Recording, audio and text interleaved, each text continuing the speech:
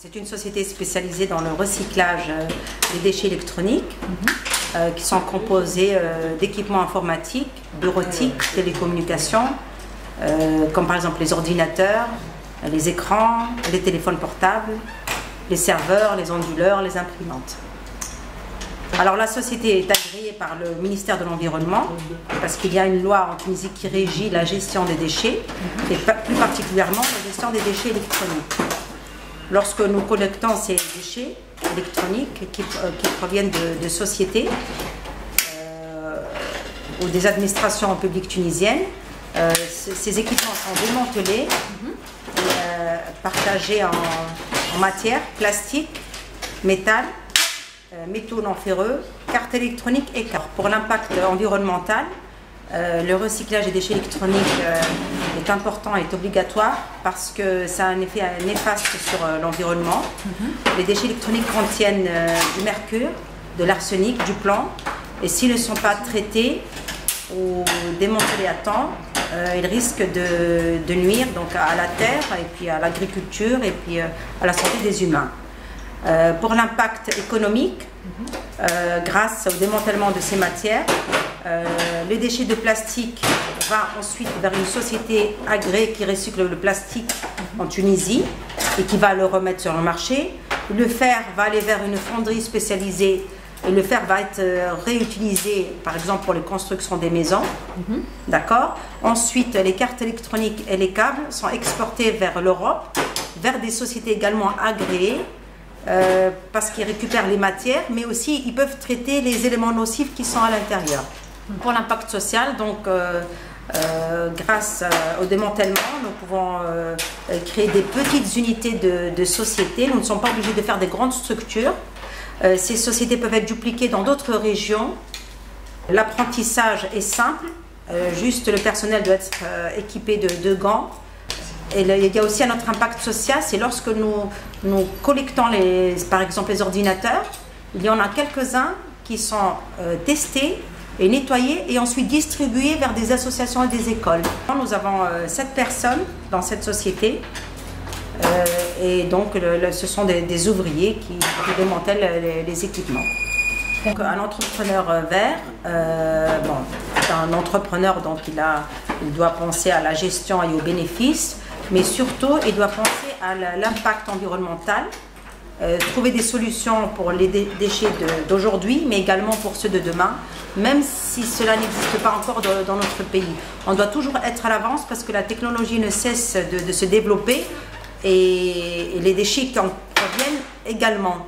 Donc on doit être toujours à la page et chercher de nouvelles technologies et des partenaires qui sont également agréés pour ne pas... pour avoir une traçabilité et être sûr que la suite de ce déchet est correctement recyclée. Les problèmes rencontrés, c'est un problème de collecte parce qu'il n'y a pas encore la mentalité de recycler les déchets électroniques.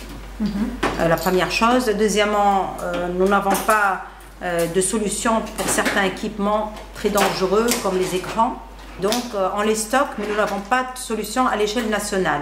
Et si par exemple je dois recycler ces déchets et les envoyer vers l'Europe, ma société doit payer pour le recyclage.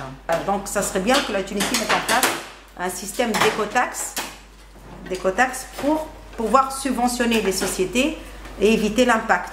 Parce que plus tard, plus on tarde pour recycler les déchets électroniques, plus nous allons payer des factures plus tard pour traiter les sols et traiter toutes ces maladies qui seront engendrées par la mauvaise gestion des déchets en Tunisie. Mais avoir quand même un autre impact environnemental et social, donc ça c'était important pour moi. Et j'aime beaucoup mon métier et je ne regrette pas d'avoir choisi le recyclage. Ce que j'apprécie beaucoup, c'est lorsque, par exemple, nous allons voir des sociétés ou des personnes et nous essayons de les sensibiliser, ces gens participent. Donc, ils sont là pour ramener leur ordinateur, ils sont là pour donner le vieux téléphone portable. Donc ils veulent faire quelque chose. Les gens ont envie, on trouve toujours des portes ouvertes. Et bon, quand même la loi tunisienne est prête pour les échanges avec l'Europe, puisque la Tunisie a signé la Convention de Bâle. Donc il y a déjà un cadre juridique approprié. Donc c'est bon pour nous. Maintenant, il faut peut-être appliquer d'autres choses au niveau local. Donc la première chose, c'est donc le recyclage et la protection de l'environnement, c'est le présent et l'avenir. Ce sont des choses très importantes. Il faut choisir des partenaires dans d'autres pays qui sont déjà avancés pour nous expliquer la démarche. La production des matières diminue de jour en jour. Donc on ne peut plus par exemple puiser dans les mines et utiliser beaucoup de pétrole pour faire par exemple du plastique ou ressortir le fer, alors que les déchets sont jetés dans les décharges. Donc c'est comme si on avait une matière, au lieu de l'acheter, elle est déjà là. Parce que quand on crée une société, on doit acheter une matière. Mais là on n'achète pas la matière, elle est déjà là.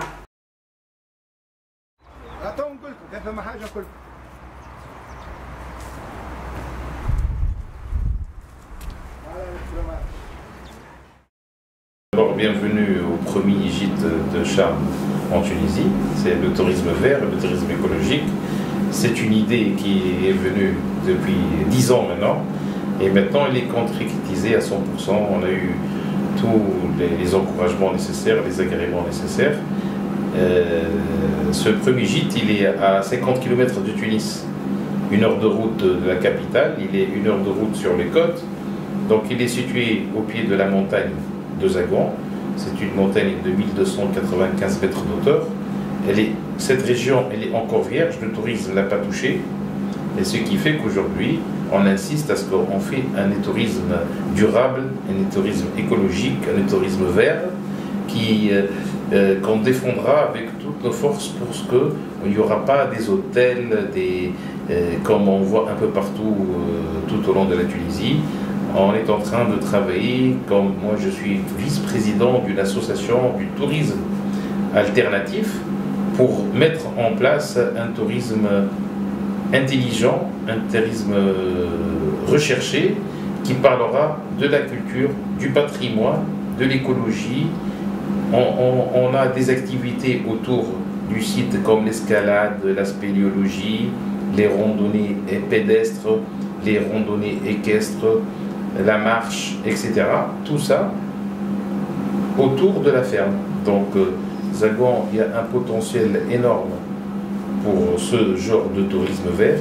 Donc on essaie que cette région, elle garde cet aspect de tourisme nouveau dans la Tunisie.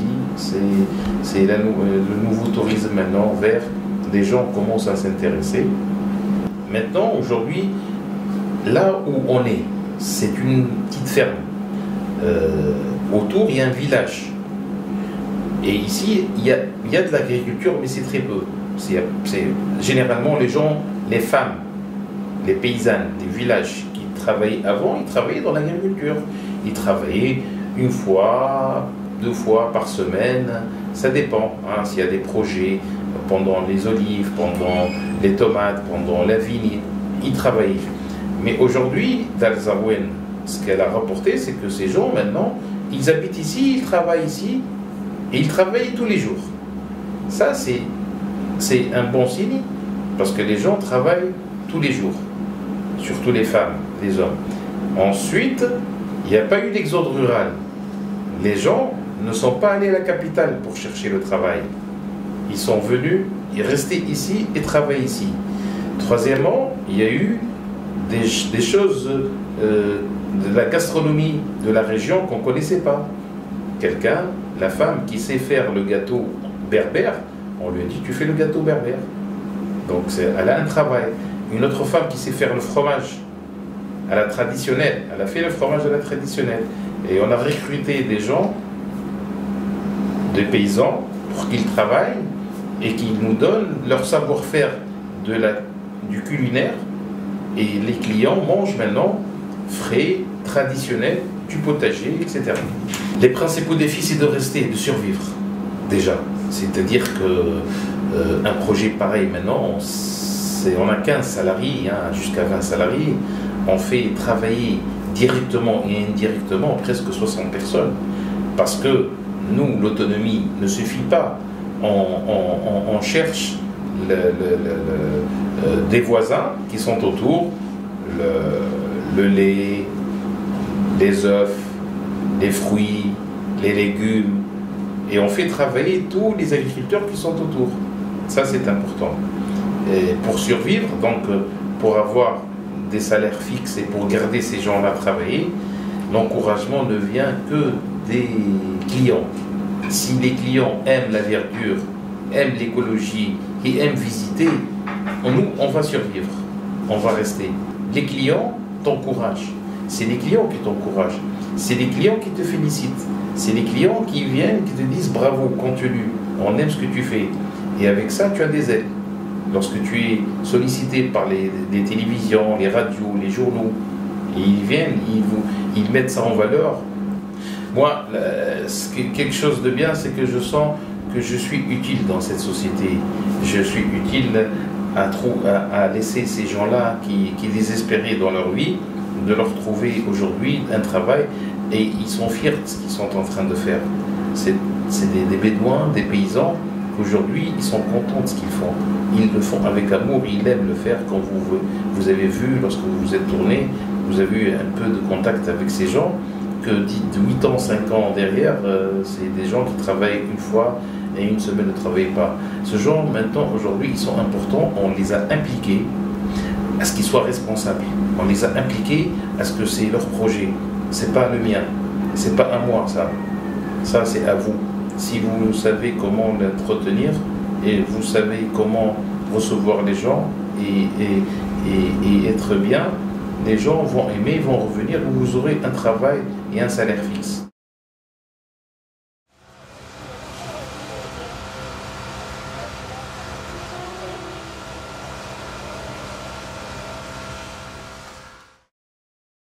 On a commencé par juste la production des agrumes.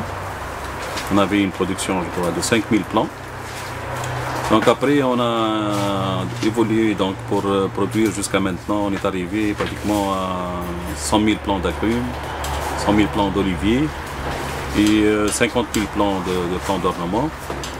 Et donc, il y en a donc diverses autres activités. On a donc étalé un petit peu nos activités donc, sur la production agricole. Donc, on a acheté des champs, on a commencé à planter pour produire des plantes dans par des techniques écologiques de production qui ont donc créé cette société, moi et mon frère. Notre chiffre d'affaires donc il a vite grimpé pour atteindre donc actuellement aux environs de 300 000 €. Donc on fait travailler pratiquement une trentaine de personnes et donc 5 cadres techniciens et donc des agents techniques et aussi donc des ouvriers spécialisés dans la multiplication, le bouturage et donc la conduite et l'entretien des plants. Et donc dans le domaine donc, environnemental, en multipliant les plants et en s'associant avec les différents producteurs pour donc, la plantation donc, des arbres fruitiers et des plantes d'ornement, donc créer un espace vert dans toute la Tunisie. Donc aussi on a donc fait introduire de nouvelles variétés de plants dont la valeur ajoutée est très importante du point de vue économique et qui a permis donc, à pas mal d'agriculteurs d'améliorer leurs revenus. Donc c'est pratiquement un impact socio-économique très important. Donc actuellement on a des coûts qui augmentent de jour au jour avec la taxation et tout ça, donc on trouve du mal à suivre ce coût de prix alors que le prix de vente qu'on a est toujours fixe. On ne peut pas augmenter nos prix de vente parce qu'on a des vis-à-vis des clients, des agriculteurs qui n'ont pas beaucoup de moyens financiers. L'entrepreneur vert, il doit être un type qui a beaucoup de patience, qui aime son métier aussi, ça c'est très important parce qu'il devait rencontrer beaucoup de difficultés. Et donc qui sait s'entourer d'une bonne équipe, et qui sait motiver son équipe, ça c'est très important. Parce qu'on ne peut pas réussir tout seul, c'est un travail d'équipe. Et donc un leadership, il doit savoir surtout créer cette dynamique-là d'équipe.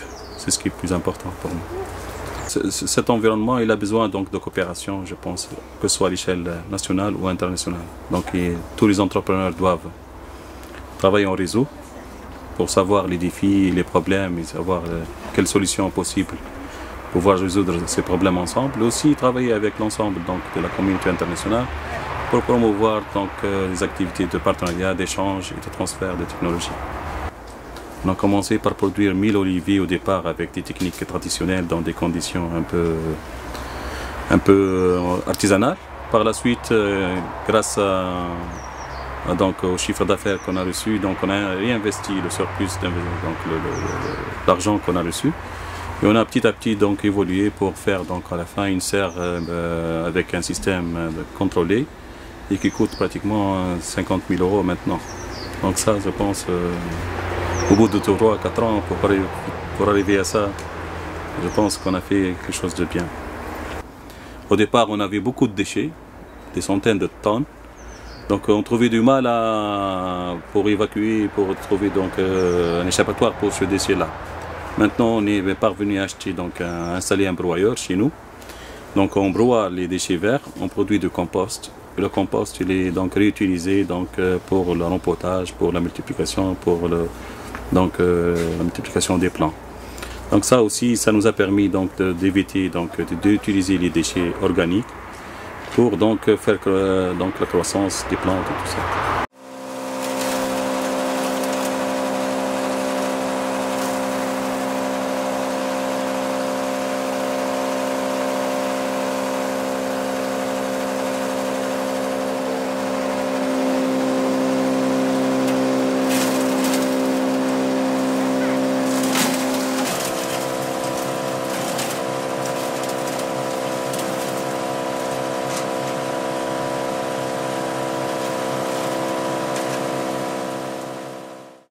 Donc les problèmes majeurs qu'on a reçus, c'était justement pendant les 2 ans qui ont suivi donc, la révolution tunisienne.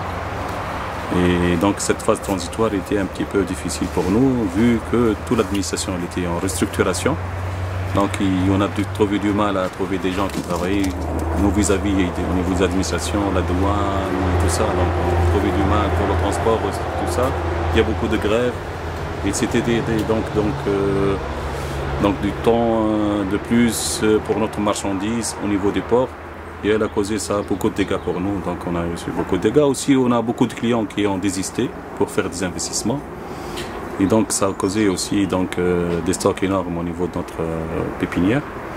Mais je pense maintenant on commence à trouver des solutions et les choses vont de mieux en mieux. J'espère pour l'avenir qu'ils seront mieux encore. We have imported some plants in the revolution, and many plants are dead.